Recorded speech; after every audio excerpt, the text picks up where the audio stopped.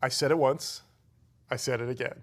Security is one of the most important things we can do. So this whole section is on different ways of securing your application, which are pretty important.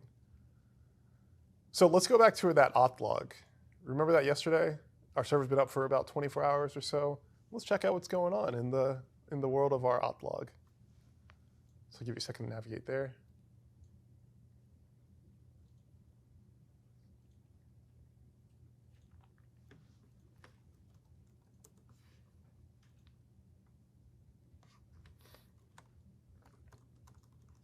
So I'm going to say sudo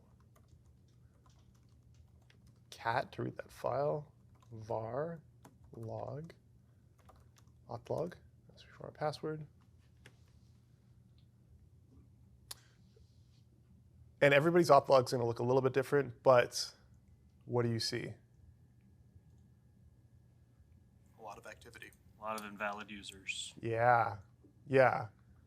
Again, the minute you open your computer to the web, you're getting port scanned by everybody. Everybody's trying to connect to your machine.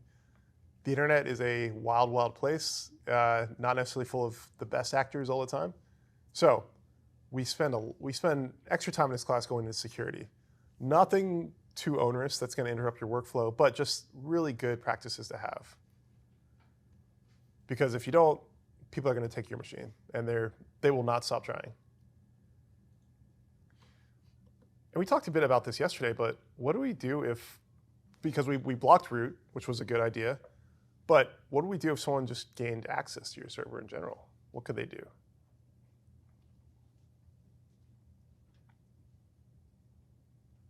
They could download as much stuff as they want and run through our bandwidth caps. Yeah, they could download as much as they want and run through your bandwidth caps. What else? Used it as a bot to attack other sites or infrastructure.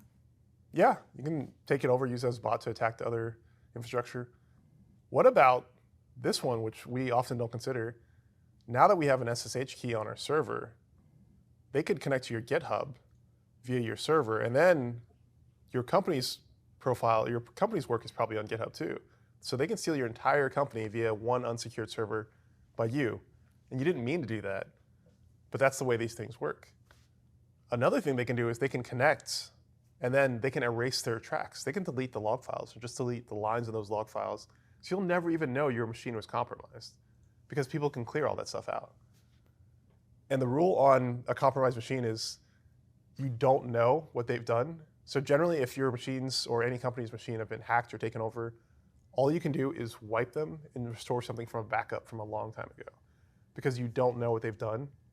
And we've seen lots of this in history with companies getting hacked, and the people were in their machines for 2, 3, 4 years because they thought they fixed the breach, and they didn't, because people had dropped like a rootkit or something in there. And they're just in there watching, waiting. People think it's a bunch of kids and teenagers having fun, trying to take down your website, things like that. But the real malicious actors are the people that they play the long game. They will wait years and years and years and try to compromise as much as possible. Hence, security is paramount when it comes to servers, because everything's connected.